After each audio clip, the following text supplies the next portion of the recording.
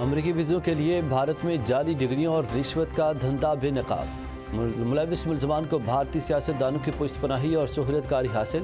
امریکہ نے بھارت میں ویزا اجرا کے عمل کو بڑا فراڈ قرار دے دیا۔ بھارتی جریدہ دی کمیون کی ہوش شبہ رپورٹ میں سنسنی خیز انکشافات۔ جریدے نے بتایا کہ نام نہاد شائننگ انڈیا میں جعلی ڈگریوں اور رشوت کے زور پر امریکی H-1B ویزوں کی فروخت کا مکروہ دھندا عروج پر ہے۔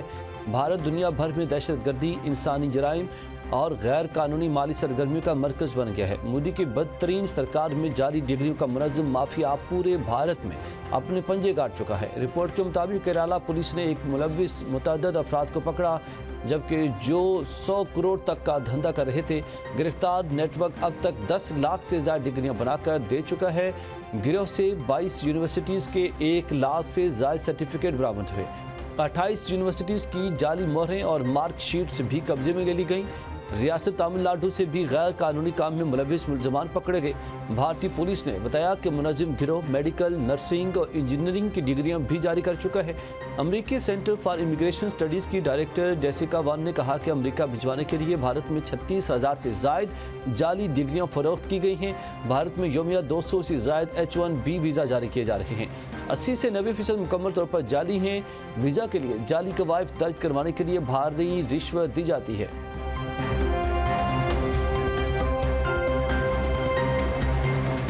وزیر خارجہ اسحاق ڈار اور سعودی ہم منصب میں ٹیلی فونک رابطہ، خطے کی تازہ صورتحال پر تفصیلی تبادلہ خیال۔ اسحاق ڈار کا خطے میں کشیدگی بڑھانے والے اقدامات سے گریز کی ضرورت پر زور۔ دفتر خارجہ سے جاری بیان کے مطابق اسحاق ڈار نے گفتگو کرتے ہوئے کہا کہ خطے کے تمام فریقین کو کسی بھی قسم کے اشتعال انگیز اقدام سے گریز کرنا چاہیے۔ علاقائی امن و استحکام کے لیے تمام تنازعات کا حل مذاکرات سے تلاش کرنا ناگزیر ہے۔ دونوں ممالک کے وزراء خارجہ کا علاقائی امن کے فروغ کے لیے تعاون جاری رکھنے پر اتفاق۔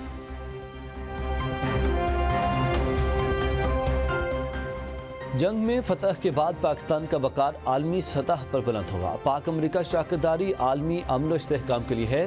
پاکستان و امریکہ جب بھی کسی مہم پر اکٹھے چلے تو اس کا مقصد نتیجہ خیز نکلا۔ امریکہ میں پاکستان کے سفیر رضوان سعید شیخ کی میڈیا سے گفتگو۔ سفیر رضوان سعید شیخ نے کہا کہ بین الاقوامی سلامتی کے لیے پاکستان نے ہمیشہ اپنا کردار ادا کیا۔ پاکستان دنیا کے حساس خطے میں ہے۔ جنگ میں فتح کے بعد پاکستان کو جو مقام ملا پہلے کبھی نہیں ملا۔ گزشتہ سال پاک امریکہ تعلقات میں نمایاں بہتری آئی۔ کریڈٹ موجودہ قیادت کو جاتا ہے۔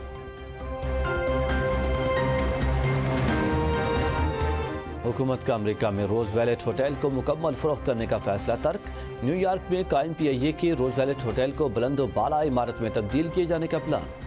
وزیر اعظم شہباز شریف کے مشیر برائے نجکاری محمد علی نے عرب نیوز کو انٹرویو میں بتایا کہ ہوٹل کی جگہ ممکنہ طور پر 60 منزلہ عمارت تعمیر کی جا سکتی ہے۔ منصوبے میں $5 ارب تک کی ایکویٹی اور فائنینسنگ شامل ہونے کا امکان ہے۔ مشیر نجکاری نے کہا کہ منصوبے کے تحت حکومت زمین فراہم کرے گی، نجی شراکت دار ایکویٹی سرمایہ کاری لگائے گا اور کئی بین الاقوامی اداروں نے اس منصوبے میں دلچسپی ظاہر کی ہے۔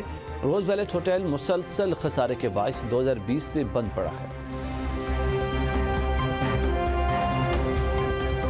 ملک کے مختلف علاقوں میں دھند کے ڈیرے، راستے دھندلا کے حد نگاہ بہتر ہونے پر بند موٹر ویز کھلنا شروع۔ موٹر وے M2 کو ٹریفک کے لیے کھول دیا گیا۔ M3 پر لاہور سے ملتان تک گاڑیوں کے داخلے پر بندش۔ M4 پر پنڈی بھٹیاں سے ملتان، M5 پر ملتان سے سکھر تک ٹریفک ممنوع۔ M11 لاہور سے سیالکوٹ تک کھل گئی۔ پھول نگر، پتوکی، اوکاڑا، ساہیوال، خانیوال، ملتان شدید دھند کی لپیٹ میں۔ بھاولپور، احمد پور شرقیہ، رحیم یار خان، صادق آباد میں بھی دھند کا راج۔ قومی شاہراہوں پر ٹریفک کی روانی شدید متاثر، حد نگاہ 0 سے 100 میٹر تک ہے۔ NDMA کا جنوبی اور وسطی پنجاب میں شدید دھند کا الرٹ جاری، ڈرائیورز کو فوگ لائٹس کے استعمال کی ہدایت۔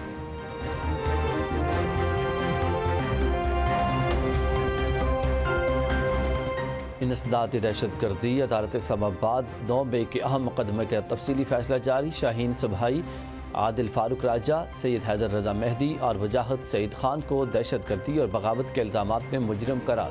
فیصلہ انسداد دہشت گردی عدالت کے جج طاہر عباس سپرا نے جاری کیا۔ عدالت نے ملزمان کو تعزیرات پاکستان کی دفعہ 121 کے تحت مجرم ٹھہراتے ہوئے تمام ملزمان کو عمر قید کی سزا سنائی۔ ہر ملزم پر 5 لاکھ روپے جرمانہ بھی عائد۔ اسی مقدمے میں ملزمان کو دفعہ 120B کے تحت بھی عمر قید بامشقت کی سزا دی گئی ہے۔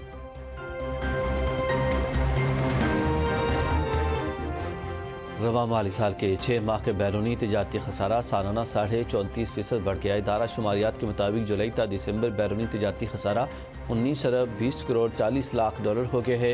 जुलाई ta दिसंबर बरामदात सालाना 8.7% कम होकर 15 अरब 18 करोड़ 40 लाख डॉलर और दरामदात सालाना 2% बढ़कर 6 अरब 2 करोड़ 20 लाख डॉलर रहीं। माहाना बुनियादों पर दिसंबर में बरामदात 4.3% कम और दरामदात 13.5% बढ़ी।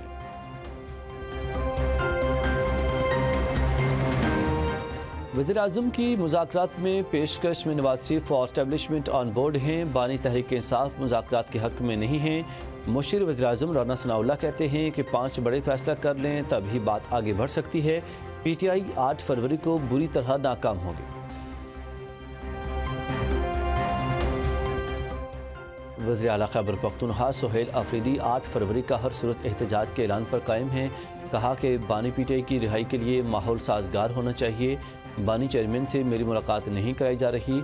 मुज़ाकरात का टास्क महमूद चकज़ई और अल्लामा नासिर अब्बास को दिया गया है। एस्टेब्लिशमेंट से ताल्लुकात बेहतर करने और सूबाई मामलात पर बातचीत के लिए तैयार हों। दौरा लाहौर में गलत ज़ुबान इस्तेमाल हुई जिस पर मुआज़रत कर ली है।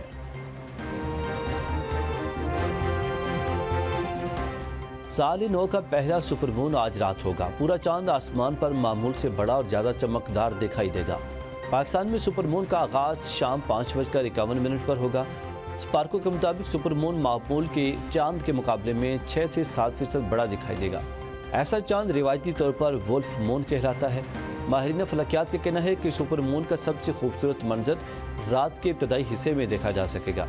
अक्टूबर 2025 में शुरू होने वाले सुपरमून सिलसिले का आखिरी सुपरमून होगा। साइंसदानों का कहना है कि सुपरमून इस वक्त जाहिर होता है कि जब चांद ज़मीन के आम फासले के मुकाबले में ज़्यादा करीब आ जाता है।